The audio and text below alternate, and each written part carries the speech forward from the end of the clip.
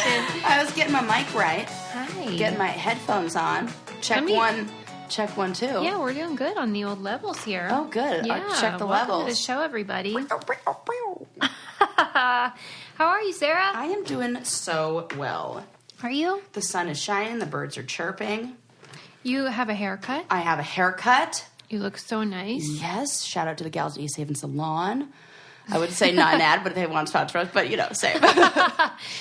Yes, you look fresh. We're both wearing white pants. The twins situation continues. Yeah, Aunt Flo just left, so I figured time to bring out the white pants. Wow, have you ever done that where you live on the edge and wear them anyway? I kind of did. I did the day before it started, and then as I was walking into somewhere with my pants on, as you do, it clicked, and I was like, oh, I am rolling the dice. You really are. And I just heard this hilarious comedian. Oh, I should find her name. She's on a Netflix special called The Degenerates, which is really funny. Yeah. And it's all people who push the envelope. Mm-hmm. And she had this real funny joke where she said, gals, this one's for you, which I love. Yeah. She's like, do you ever get that feeling where you're either you just started your period or you just got real wet in Panera? And I was just laughing so much because I'm like, yes. Right. I'm like, it's God. a real mystery down there. Right. You have to go know. look because you don't know what's cooking. You don't. Speaking of controversial comics, I thought I'd give that Anthony Jeselnik a try. Oh, yeah. He's never been my cup of tea. I think he's so funny. I do not. I do not get it. I think it's because it's I don't want to laugh, and then when I do, I don't know. There's something about what he says, and then I was like, Anthony. And I just like when he uses his name. Well, it's the tone. Mm-hmm. I think it's his delivery. Because sometimes the material does make me cringe. Yeah. But I like his delivery. I think he's hacky. I don't mind offensive material, but... You know what? He's one where it gets old. Mm-hmm. It's a gimmick, it feels like. Yeah. And I say this without ever seeing his entire set. Oh. I've only seen clips or him on, heard him on... interviews or something. Sirius Radio where they have the comedy, and just plays 5 minutes of a word. Okay, well, maybe you're getting his greatest hits then or something. I might be.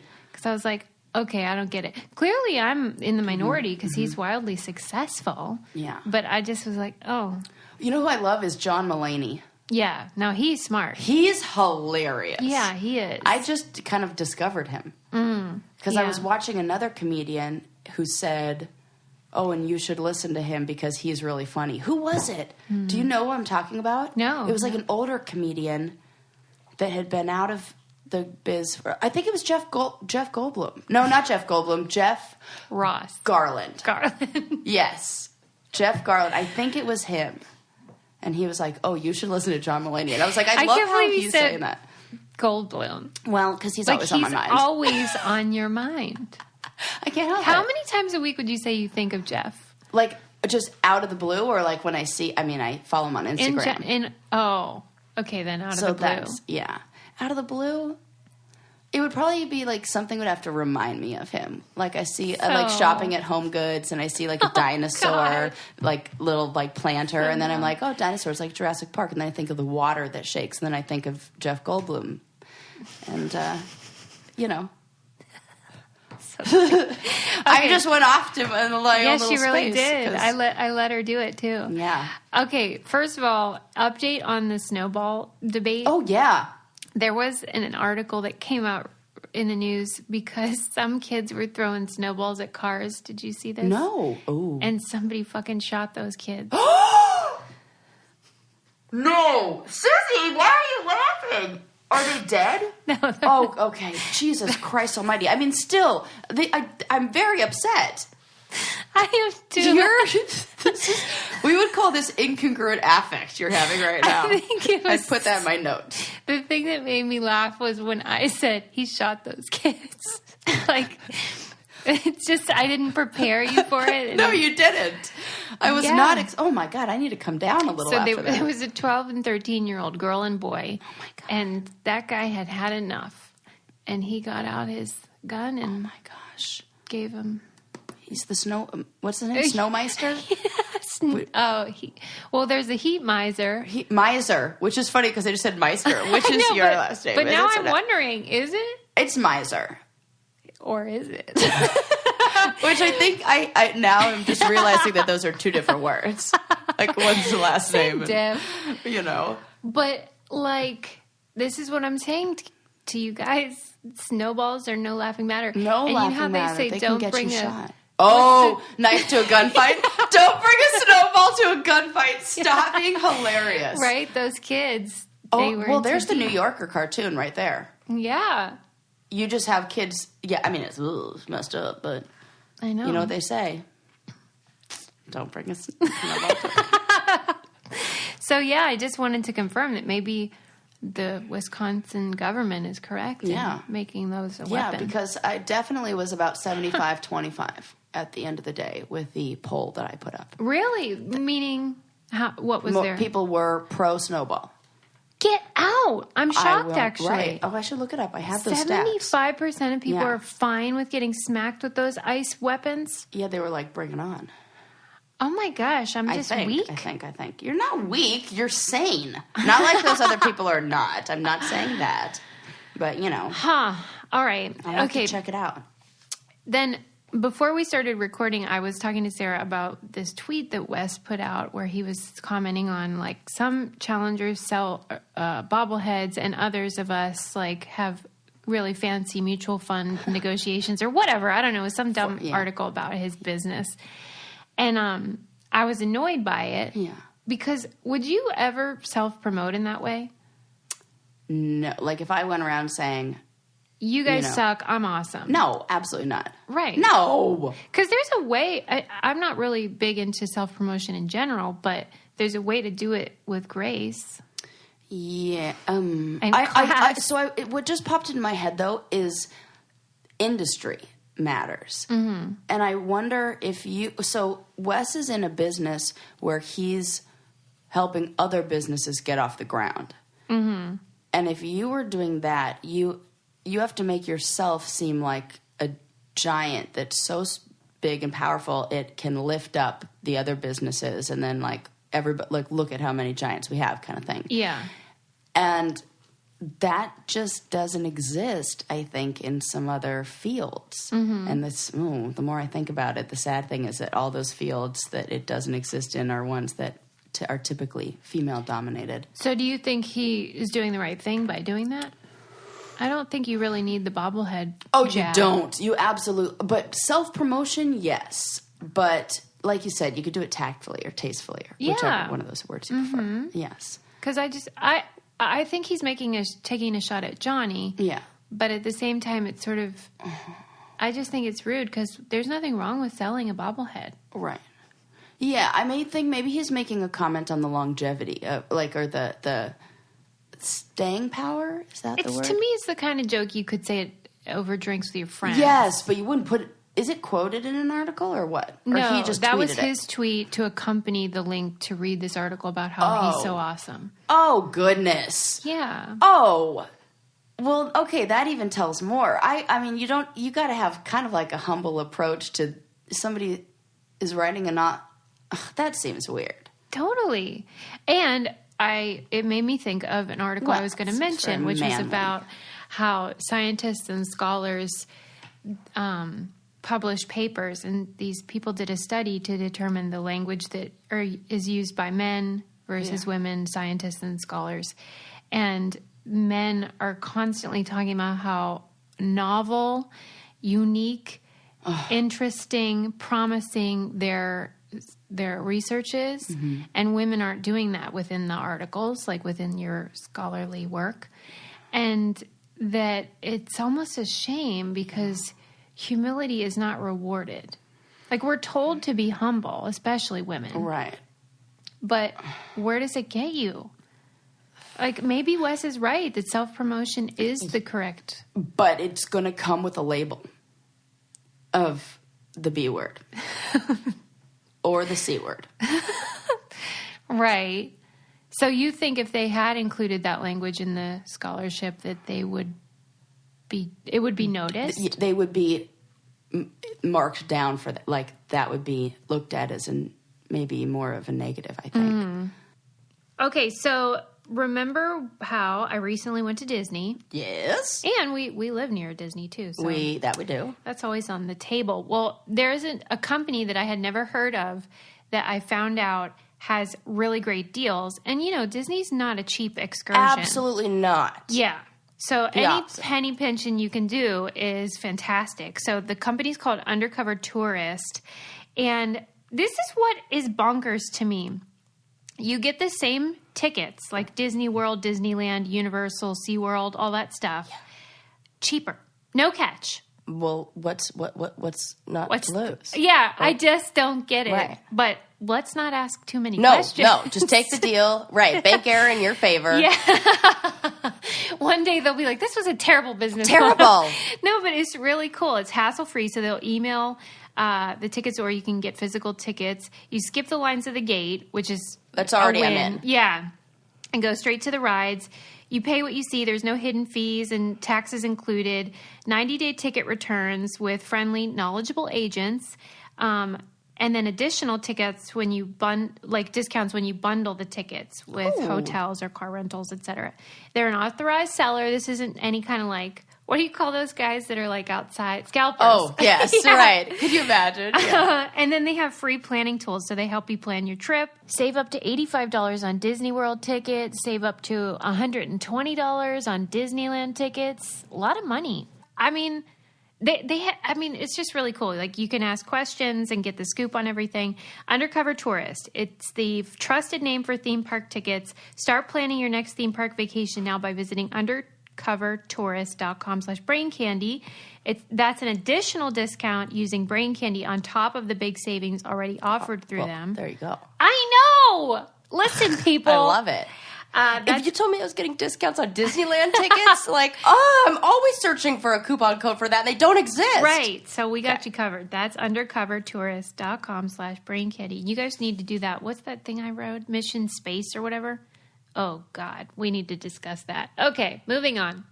So I was watching this, that show Explained on Netflix. Yeah. And they have an entire episode on the exclamation point. Mm-hmm. Did you see this? No. Oh, because I remember we talked about it in an article that you brought in. And so I was like, I wonder if Susie was talking about this episode or... So I watched it, and it's fascinating. Okay. And it talks about...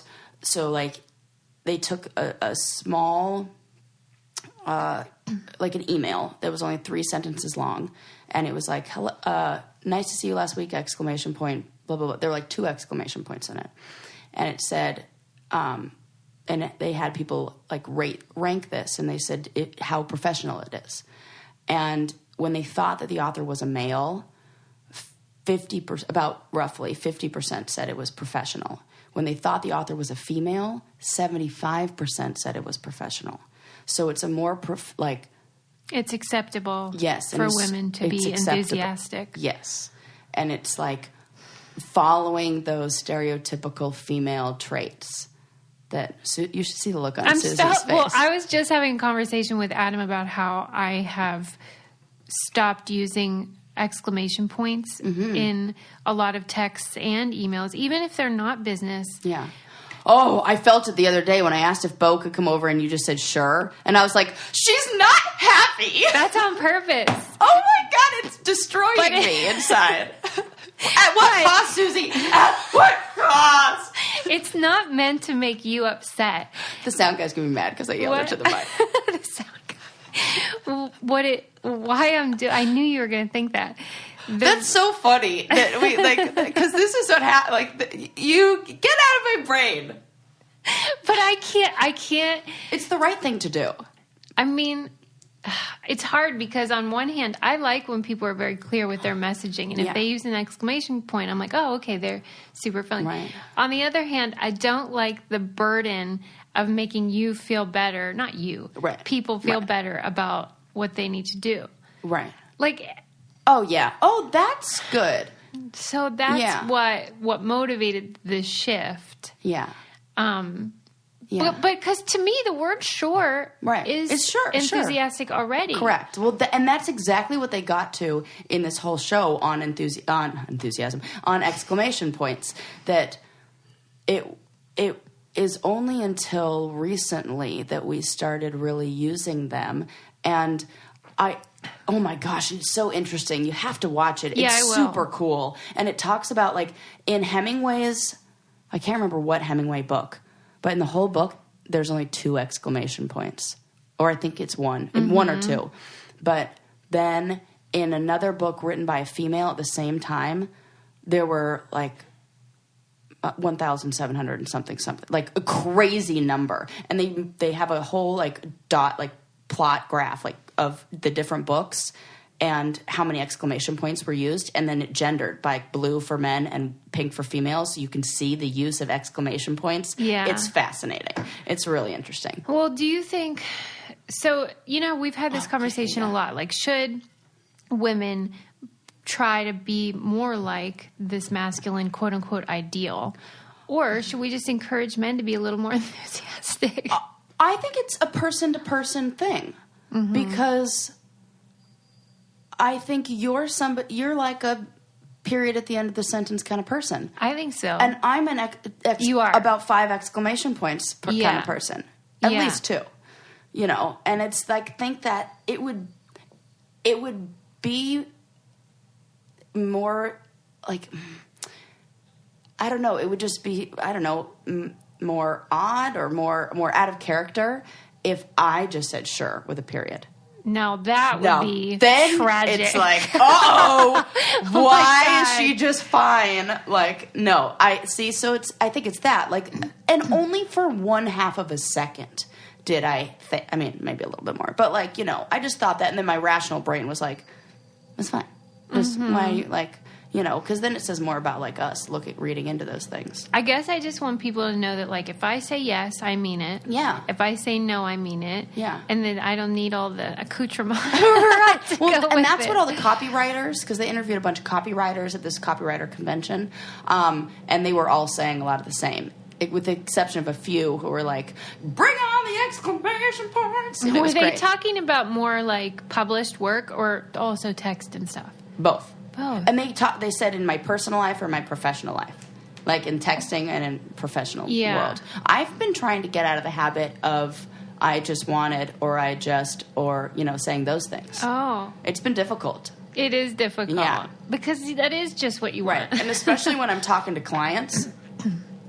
And I'm like, just checking in. And I really am just checking in. Like, I'm not like, I'm checking in. But I think that word, in that case, the word means something. It means you don't need anything else. You're just doing that. It's only that. Oh, you're helping me. Okay, I'm so glad we talked about this because there are appropriate times to use something. Oh, for goodness sakes. This is great. This is like the word literally. Yes.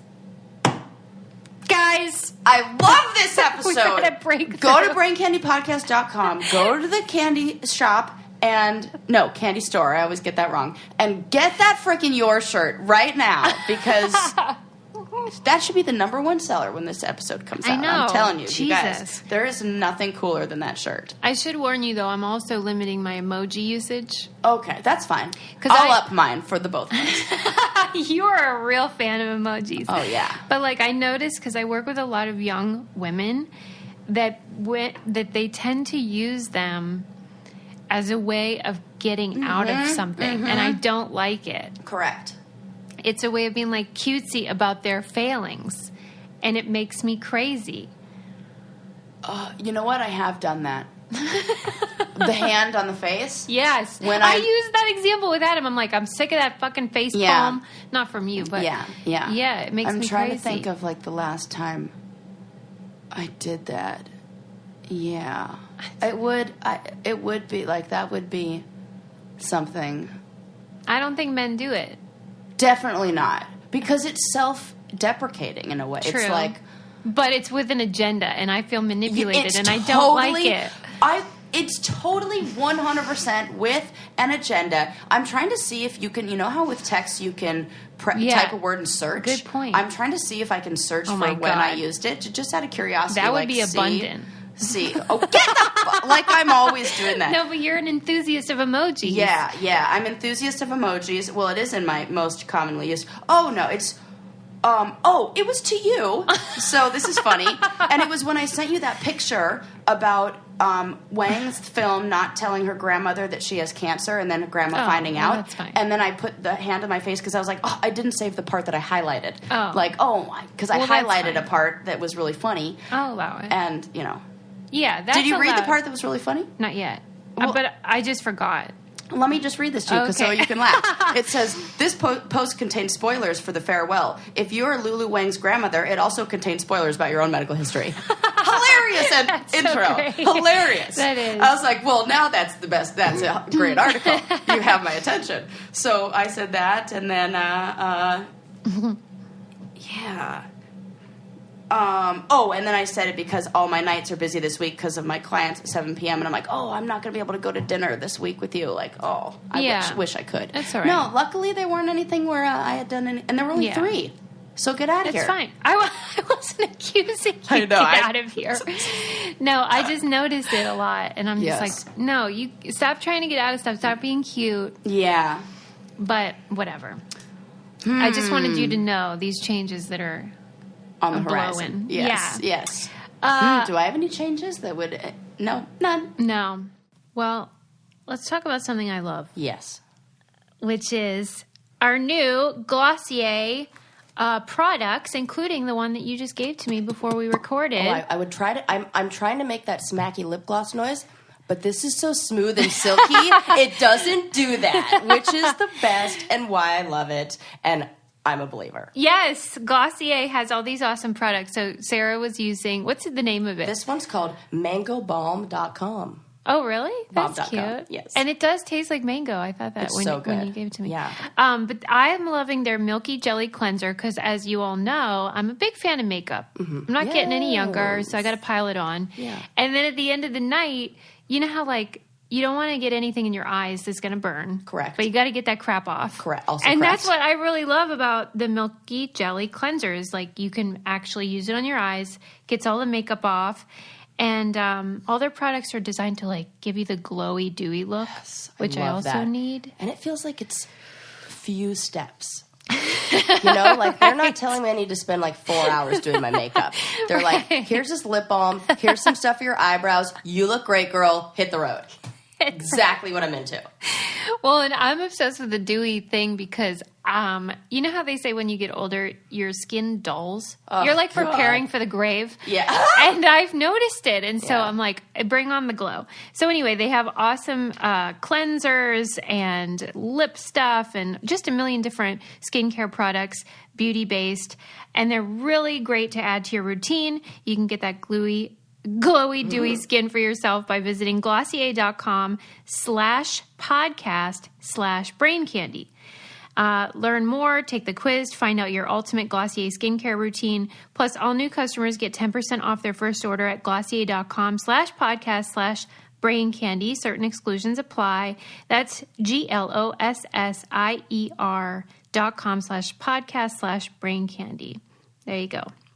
Okay, so what I'm going to show you. I love a show and tell. Is I thought this was really cool, and I don't know if it's like legit. Sometimes I'm like, this seems made up. Okay. They claim that they gave spiders LSD, speed, marijuana, caffeine, and normal. Did you see this that? This is totally a real thing. Okay, The web? so you've seen the webs. Yes. Okay, so when you look at the webs of these spiders Yes. on all these substances, the Yeah. webs that are created are different. Yeah. And I wanted you to sort of Wow. Comment on- caffeine is the worst. Yeah, why? I would have thought both the speed and caffeine would have improved the production. Right. But if you...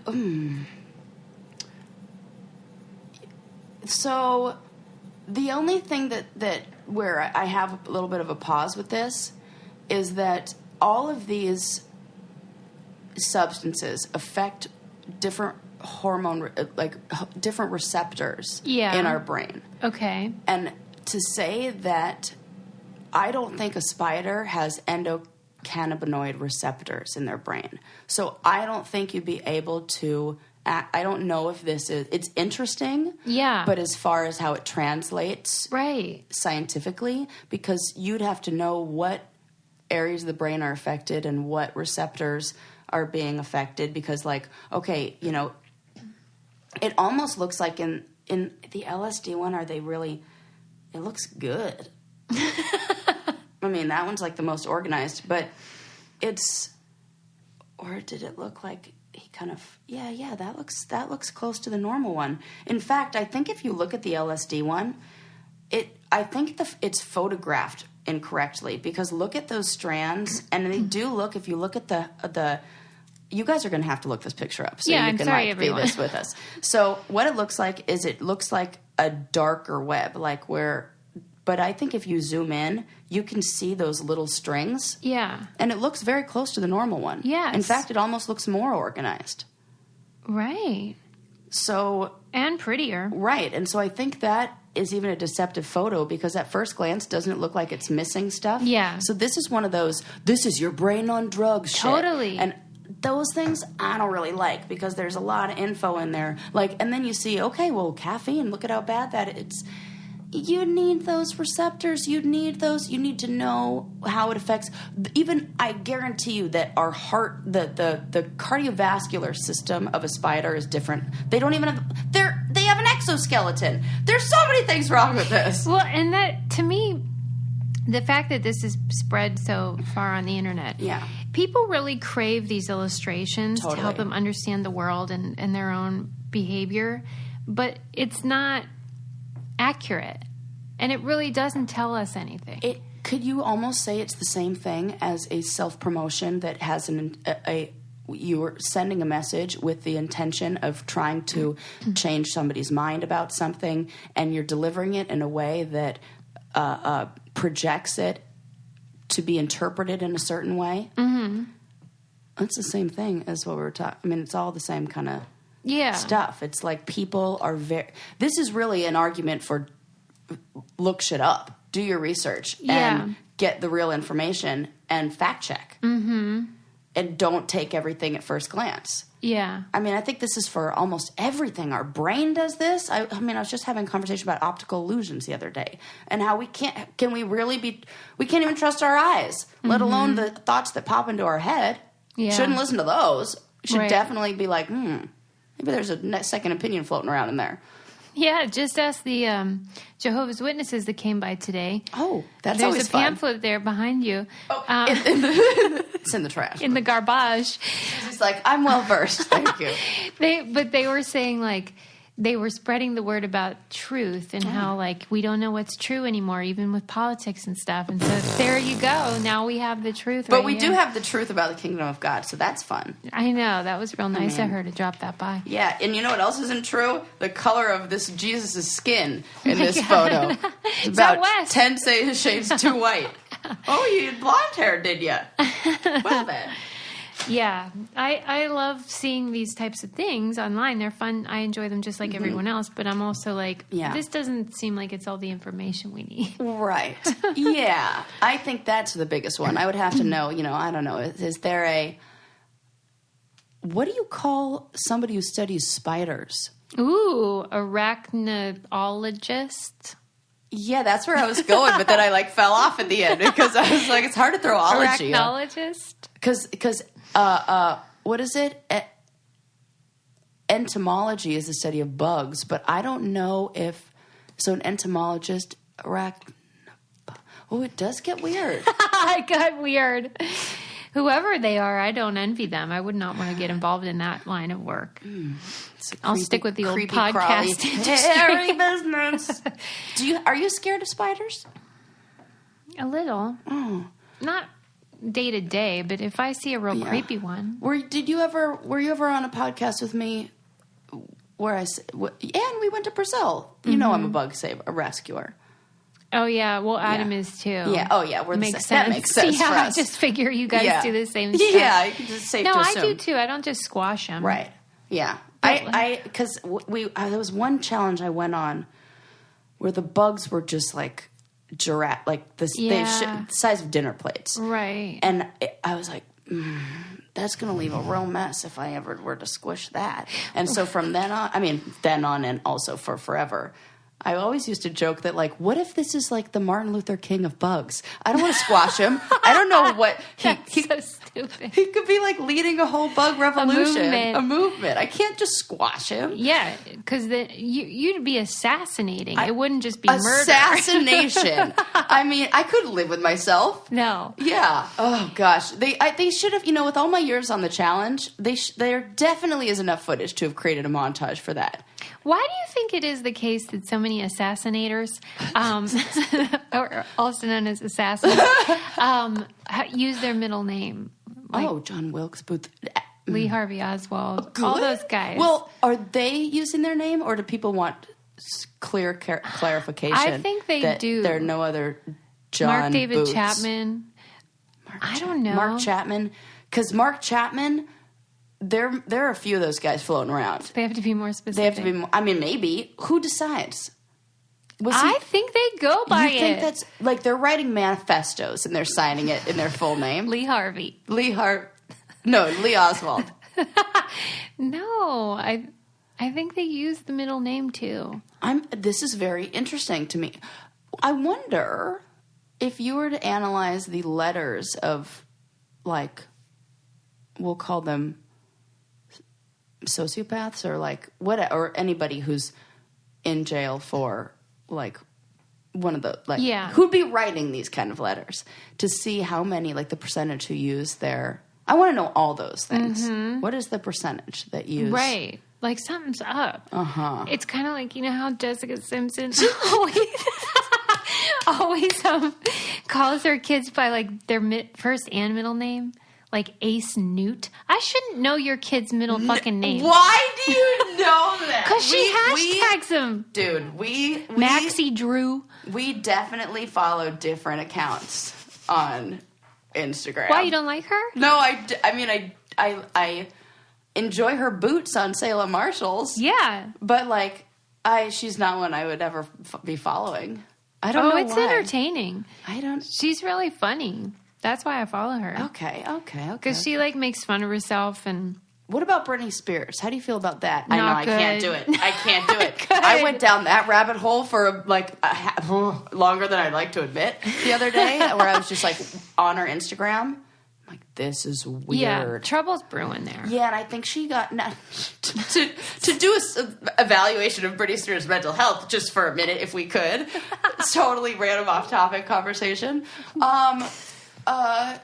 I feel like she was emotionally stunted at about 12 years old. For sure. It's very bizarre. Mm-hmm. Even with the baby talk. She might have a problem when her children surpass her in their chronological age with her emotional age. Yeah. It ain't good. No. Whatever is I wonder cooking. if they need a therapist. I'm sure they do. I can reach out.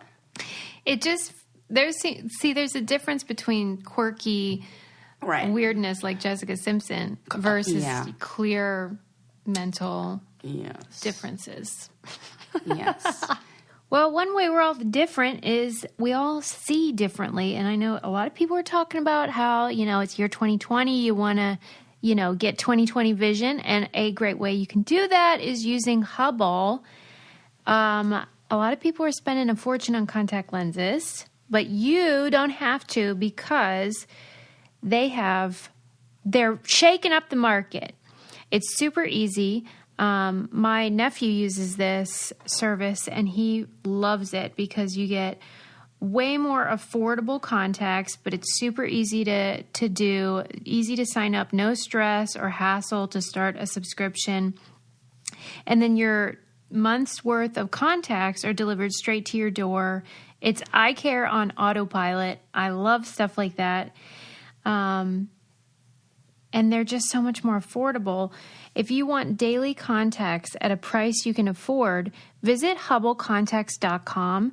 You'll get 2 weeks of daily lenses shipped straight to your door for just $1. That's 30 contacts for just $1.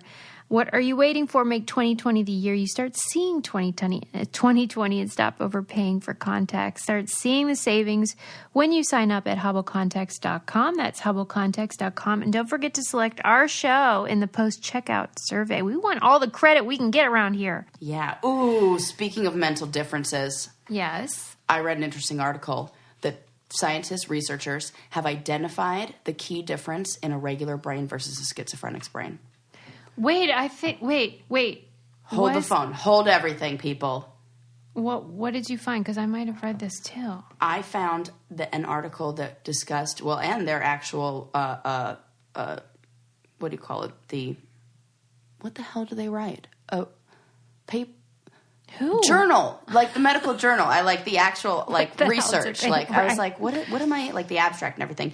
They used like this new brain scanning method. And they were able to detect a protein called SV2A, which is synaptic vesicle glycoprotein 2A, that is notably lower in people who are schizophrenic, which is super. So what this does, this insufficient level of SV2A makes it so that the synapses and like the connectivity between cells in the brain aren't firing as well. The protein is like, you know how we always talk, it's like the stuff in between that matters. I was like saying this the last like 5 episodes. This is kind of like one of those things that's in between that like matters a lot, where it's not the actual cell or the thing. It's like the stuff that's almost like, I would imagine it's like, I have no idea, but I would imagine it's kind of like greasing the runway so that these synapses can take place, or like helping, almost like the call center gal at the, he's like plugging it into the right place. Yeah. And they have lower levels of the synaptic protein. And it says that the loss of these synapses could underlie the development of schizophrenia. And we need to develop new treatments for schizophrenia. This protein, SV2A, could be a target for new treatments to restore synaptic function. How freaking cool is that? And what I love is that this has been hypothesized since the 1980s, and they only were able to study it by dissecting people's brains. And this is the first time the theory has been demonstrated in living people. So now we have the technology to be able to study a non-normative brain. Yeah. In real time without it being dead. And then we could really see, like, where are you thinking? What are you thinking? What's firing up? What's missing? Compare the two. Oh, it's, like, really promising. And what that does is, like, the medication we have for schizophrenia is some of the worst for side effects. Oh, yeah. Like tardive dyskinesia, that grinding of the teeth, a little shuffling of the walk. It's the worst. Like, first-generation antipsychotics, terrible. And so this, anytime you get better and better and more narrowed down, like the location or exactly what's going on, you remove side effects. Right. Because you don't have to affect a whole region or a whole area. Yeah, you can be more precise. Let's go precise. Mm-hmm. Oh, it gives me like chills. It's super promising. Yeah. Could you imagine? No. You have like, amazing. Oh, sorry. I got excited and I clapped and Bo moved. And then with that test, you can like probably test the levels of people who are genetically predisposed to this.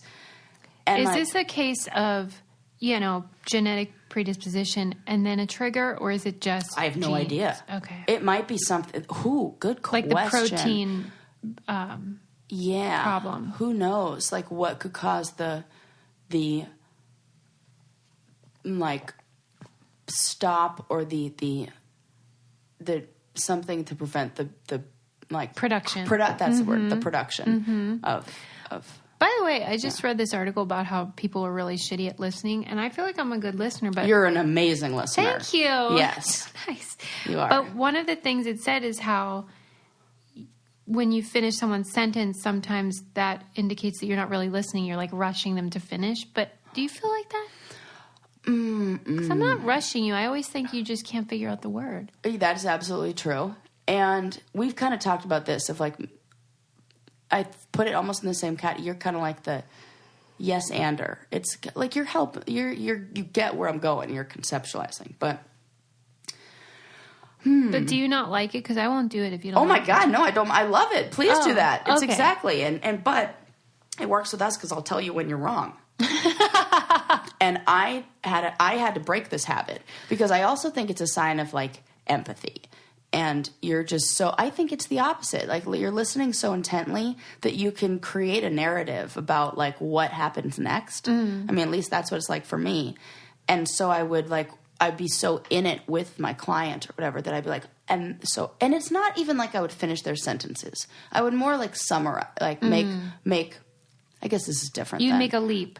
Yes. Mm-hmm. And then I started asking like, is that true for you? And I was surprised, like, only with one client who was like, actually, no. Well, that's good that they said. Like, yes. Yeah. And so, but I had to start asking, and then they got the clarification. And then, because I was well, it's one client in particular that I was like, I wonder if that's true. Mm-hmm. If are they just like a people pleaser? it's from a long I try time ago. to only do it when someone's searching for a word, because I hate when I can't think of a word. Right. But And for the record, this was when I was in grad school and I was still learning. So Yeah. let the record she's a master show. now. This is true. I can say that. Yes. Well, the article in question, though, was pointing out how, in general, we've become really terrible at listening because of all the things that can contribute to that. Yeah.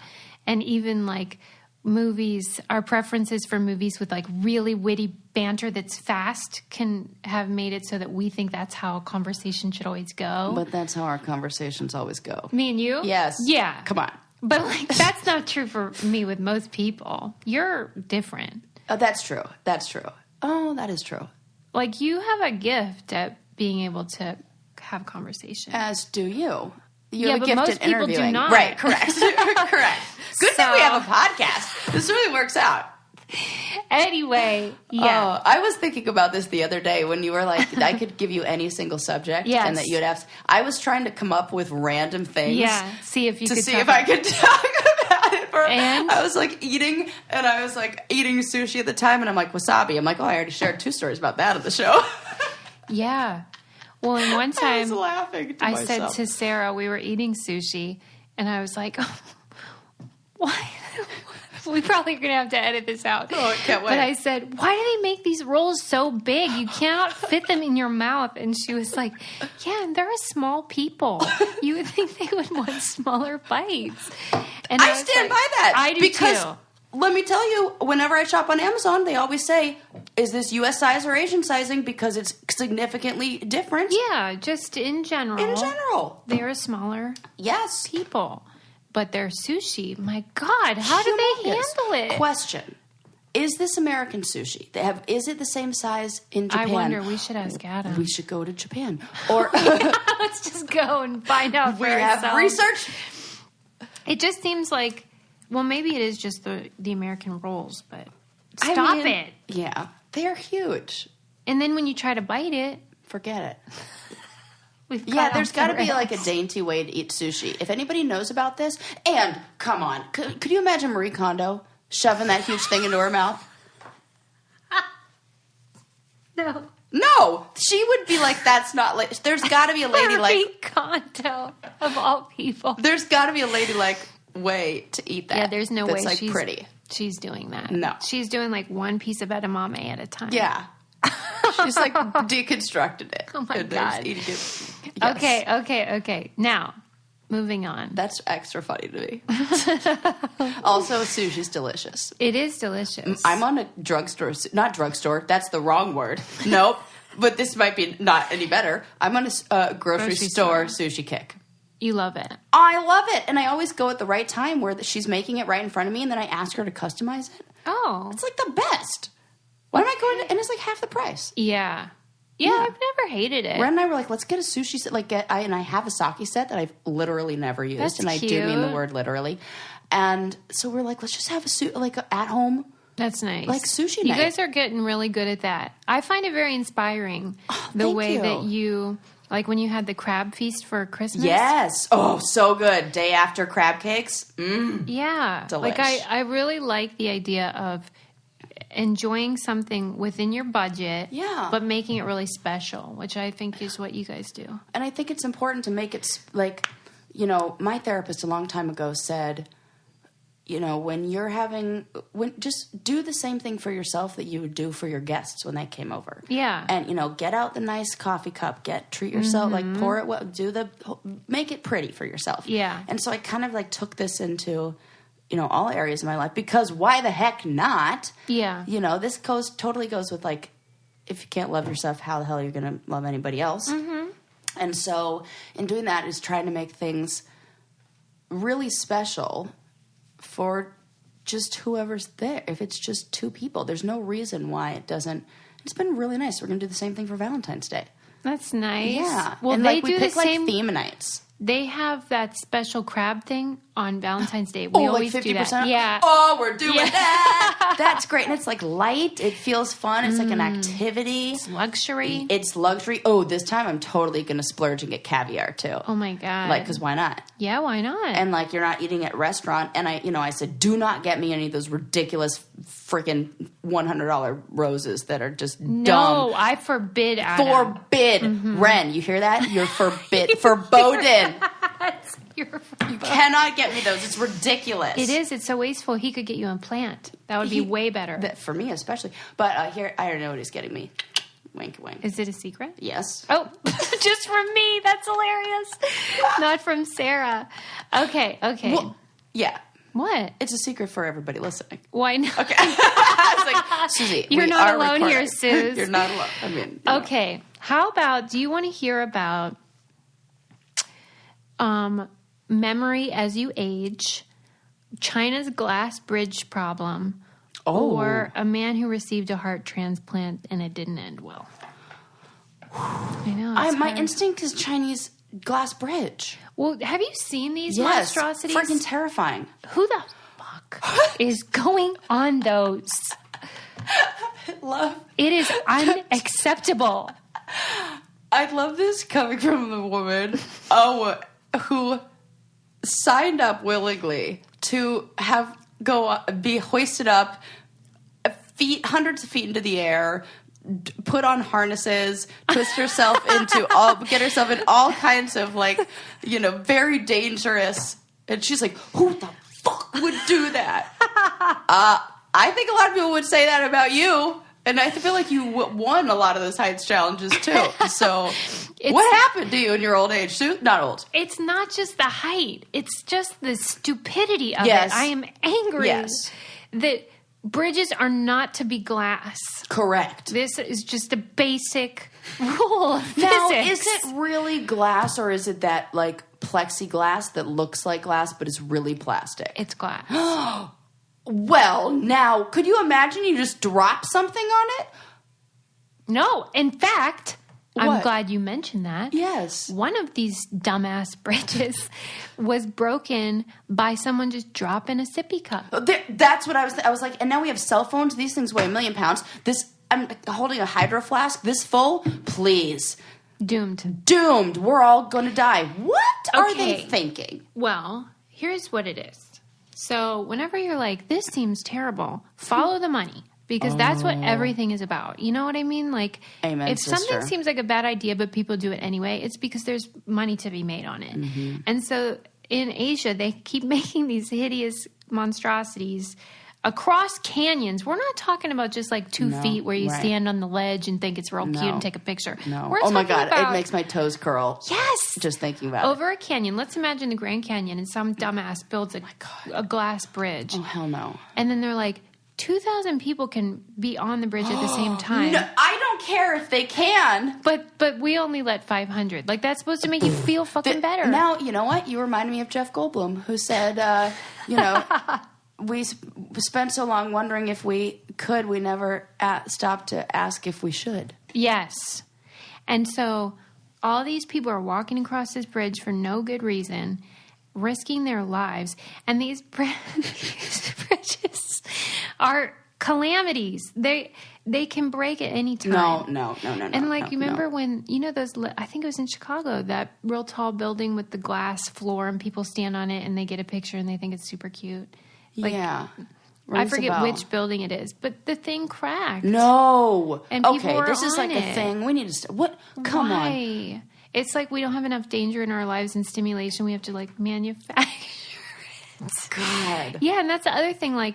One person, what's the weight of who? When you say 2,000 people, Americans, we're bigger people. I just watched a episode of. I've been watching a lot of Netflix. Episode of the show I always forget the name of, Patriot Act. The only way I can remember it is if I say it's the show I forget the name of all the time. It's very weird now. They did a whole episode on the global obesity epidemic and how American obesity is turning into a global problem. Yeah. Yeah. For sure. like health crisis by the World Health. This isn't me saying this. This is the World Health Organization. So. Right. So I don't like the idea of creating structures that we could just stand on and fall to our death for zero reason. At least on the challenge, there was a purpose. Correct. You know. And things were, for real. And you have a harness. Like, you can't fall to... There's no way you could fall to your death. There's very good chance you'll fall to your death on these things. Yeah. And it just Are feels they making a ton of money from this? I guess so, because it's very tourist-centric, and people are like, I want to go. You know how when you're on a vacation, you do things you wouldn't normally do? Yep. It feels like that. Yeah, there was a girl from my grad school who went to, I want to say New Zealand or something like that, and she was telling me she's going to go bungee jumping and all this stuff, and I'm like, you're crazy. Yeah. And she had it in her that she was just like, wants to do all this adventure stuff, like, because she's in another country. And no, but I'm saying, if you are going to be that person, do it in America where we actually have regulations. That was another thing in the article about the glass bridges, is that they don't have the same regulations about these things. Same at water parks.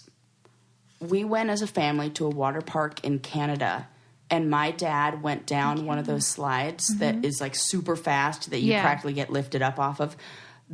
I don't know if like things weren't properly, like all the kind of like the seams where everything was put together. You can rip your head off. He ripped his frickin' like a piece of his toe, which was weird because that's the second time that happened. Then he also ripped his toe, like stubbed his toe and like at a certain point, you got to question somebody's toe problem. Yeah, because like when he was like caught on the banister when there was the Northridge earthquake, and he like ran upstairs to grab me, and then there was blood. I'm like, damn, that's happened twice. And then after that happened at the water park, I was like, I'm never going on. I am more terrified of water slides than I am of almost anything we've done on the challenge. Well, I would actually agree with that. And then, like, going up off the side, fucking forget it, unless it's totally enclosed. Well, you're going to love, then, this new documentary that's coming out, or hate, I think it was called Action Island or something. I should look it up. I love to hate love something. Well, so I can't wait. Okay, this was I don't know what it's called, but it was in the New York Times talking about this documentary that they made about this now defunct water park that like was basically like free for all. And oh my God. People literally kept dying. 6 or 7 people died, and they were just, you'd go to the park and be like, who's going to get hurt? Like, my God. And it was just like the 70s and 80s where like... Yeah, the real loosey-goosey on rules back then. Yeah. It's just no seatbelts in the car, forget it. And it was like that where like you'd get scraped on the water slide, the nuts and bolts would be hanging out or whatever. Some comedian was like, in my day the slides were made of wood. Like you went down those, you just dealt with the splinter. Well, even when you would go to the park, the slides, still, some of them are metal. Insane. It's not right. You get burns. Just every time. And then that noise, that sliding, the skin again. No, they're never fun. It's a dangerous place out there, people. It really is. Stay and safe. we almost have to simulate excitement because we're just usually staring at screens. Now, like, this is... Oh my God. Here I am complaining about all the ways things can go wrong. Meanwhile, when there's like a sign up that says like rules or like code of conduct, I'm like, don't tell me what to do. Although you vacillate. No, that's true. That's true. I was just, as I was saying that, I was like, that's not true at all. I think it depends on what the rules are. Yeah. I think you are when a person tells you the rules because you want to please the person. 100% correct. But if it's on a sign... I'm like, fuck that sign. Yeah. Yeah. And if somebody else, like, if there's somebody monitoring, like, but then I do it when I'm by myself. Like, I would still be a rule follower if, like... But then there's a difference between rules and what's just like. I'm trying to think of like I always pick up trash. Like I'm never going to be that person who's going to like. Yeah, you're decent though. Yeah, so it's kind of different than rules. Yeah, rules are like, if nobody's around, I'm crossing that sidewalk. But if there's like somebody around who could get me in trouble, oh my God. You wouldn't do it. No, I just have a fear of like authority figures, and I realize this. My fear of police is I was totally talking with, I don't know, whoever about this the other day, that my mom when she was like, I can't take you kids anymore. She would take us to the police office and be like, tell them that they're wrong. Like, she would, like, use the police Did they think officers. it was funny, or were they annoyed? No, I think they, after a little while, they got annoyed by it. And, like, we definitely were the kids who were, like, my mom's dramatic, so naturally we were, too. And whenever, like, my mom would get mad at us, we'd be like, we're going to call the cops and we're going to report you. And she'd be like, go ahead. In fact, I'll dial. She would, like, dial them up. She's like, hey, yeah, so my kids are saying, you want to talk to them? Here you go. She's fearless. Fearless. That freaks me out, because I would be afraid. Of what? Getting arrested? Yeah. Oh, yeah. Well. Maybe not arrested, but scolded by a police officer. See, you're like me. Yeah, so like, that's why I'm, like, terrified of them. I'm like, no. Don't take me to the cops. Okay. Do you want to hear about... Okay, this I'll tell you, because this is about the guy who got the heart transplant. Yeah. This is from a listener who sent this to me. This guy got a heart transplant and then married the widow of the donor, Wow. which is really sweet. She has this heart and yeah. she's okay. And they were together 12 years. Oh, and the original husband died via suicide, which is so sad. Ooh. And then, they got married, and they were married 12 years, and then he killed himself. What is that? Oh no. Sarah, now you're doing it. Oh. What if it's like that bone marrow conversation we had about when you get a transplant and then you kind of become that person? I need so much more information. What kind? Did he have a family history of suicide? I want to know if he had any of the, like, factors. Like, what I know is in the article, it didn't specify whether he suffered from mental illness and stuff. But it just went on and on about how he was, like, the nice guy and he, like, helped everybody. And to me, it doesn't seem like the kind of person that was in despair. You know how they call them death by despair now? Yeah. Oh, my goodness. I haven't heard that term. Like opioid, alcohol, suicide, which is accurate. Yeah. But I think that's a good... I've never heard that. That's a really important label. Yeah. Because the other ones really put a lot of the... Yes. Yeah. I really think that's important. Mm-hmm. Oh, my God. I was talking to my own psychiatrist about this because we're talking about, like, mental health and about the opioid crisis, and he works in... like drug treatment as well. That's not why I see him. He just happens to do that too. Just to be very clear. Didn't want people to be like, what? He was saying that if you are like a 14-year-old, 15-year-old, however old you are, 20, 50, and you get prescribed opioids and you take them for longer than 3 weeks, there's a 1/3 chance you're going to become addicted to them. Wow. I know. That's incredible. What the hell are we giving those out for? Wow. And this is just this is from him, and he, like, this is what he does. He provides that there's a shot, I think it's a shot, that is an opioid, that blocks the opioid receptors, or, like, prevents, it basically is the, like it eliminates the addictive part? Yes. That's good. But do you still get pain relief from injuries or whatever? No, I think... Well, this is to help with people that are dependent? Yeah. Oh, it's like a treatment for it. Like, I don't know if it does it with... I mean, it might put you through withdrawals. I mean, it probably would. Why wouldn't it? But it's like it is the... It, like, does that, and then it... I want to say maybe, like, sits in the receptors so that even if you were to take it afterwards, it wouldn't do anything. Kind of like... It starts with a V, but it's, like, not Vyvanse. It's, like, another one. Can't remember. Or whatever that is. That's bonkers. It sounds like that. I can't remember, but... It's so depressing. Yeah. Yeah, it did not sound... because we were just talking about how people are people and you can't, judge anyone, and you combine that with a little bit of emotional pain, 1/3 chance. Mm-hmm. Yeah. Dang. Well, maybe that guy could have used some opioids then, because... God. I mean, I don't know what the hell happened. That is really peculiar. Imagine how you'd feel as the wife. No, I don't know. 12 years, too. The first time, she was so young. She was only 28 when the first guy did it. And then now she's, 39. Yeah, I would... Because then there's also, like, this... So this is the sister... No. It's the... This man married... Tell me how they were... How... her husband was the heart donor. Her husband was the heart donor. And he had killed himself. And then they donated his organs. And she married the man who got the organ. Yeah. And her Okay. 4 kids. And her... How the hell did she have 4 kids with it? At any rate, 4 kids and her moved in with this guy. But then again, now think about this. Your husband who you love just passed away. He maybe has some personality traits that are present in somebody with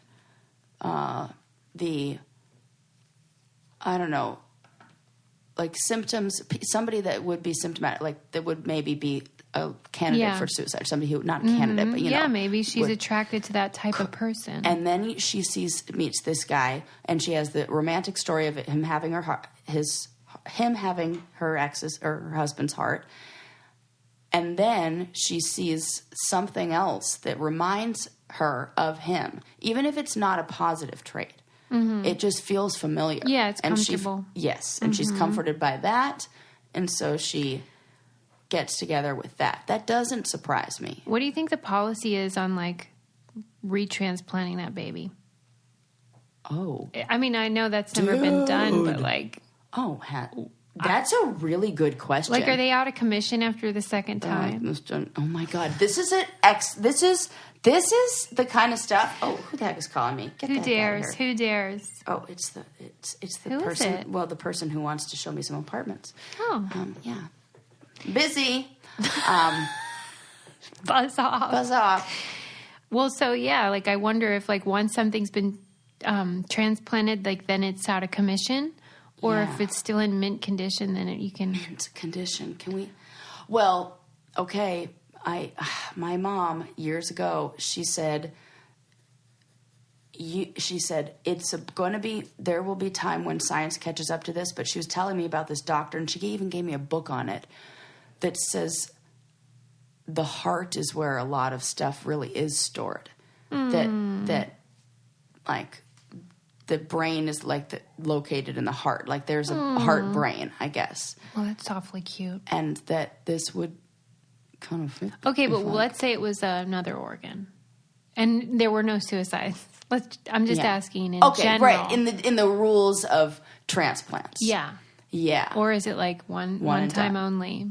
No, I mean, there's nothing in my mind that would say it wouldn't be viable, Or like, especially after 12 years. Does the organ keep aging as it would have in that first person? Like, did they become like that? You know what I mean?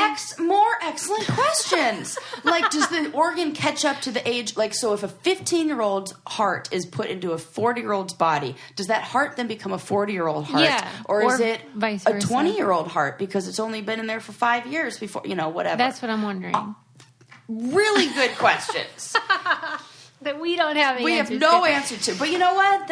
We can't know everything. Yeah. And I bet Get off our somebody backs. who's our listener will definitely... We have a listener out there who is... They'll be like, guys. Listen, I know my friend Heather's a doctor, and she's probably like, Sarah was wrong on half of the information And in they'll there. be like, and you know what? That's not a good question. Right. Come to think Oh, of it. who am I to say? What do I know?